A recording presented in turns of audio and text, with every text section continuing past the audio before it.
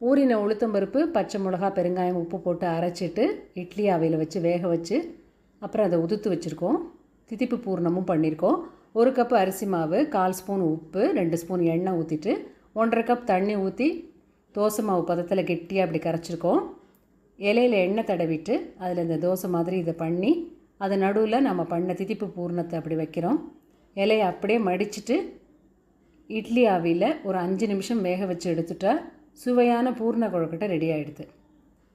இதே மாதிரியே உளுத்தம் பூர்ணம் பண்ணியிருந்தோம் இல்லையா, உசிலி, இதை மாதிரி பண்ணி அது நடுவில் அந்த உளுத்தம் உசிலியும் பண்ணிவிட்டோம். நடுவில் அதை வச்சு மடிச்சுட்டு இது ஒரு 5 நிமிஷம் ஆவியில் வேக வச்சுட்டோன்னா கார கொழுக்கட்டையும் ரெடி ஆகிடுது. இது மாதிரி கடலைப்பருப்பு, துவரம்பருப்பு, உப்பு, பெருங்காயம், வரமிளகா போட்டு அரைச்ச இந்த உசிலியும் வச்சு எடுத்துருக்கோம்.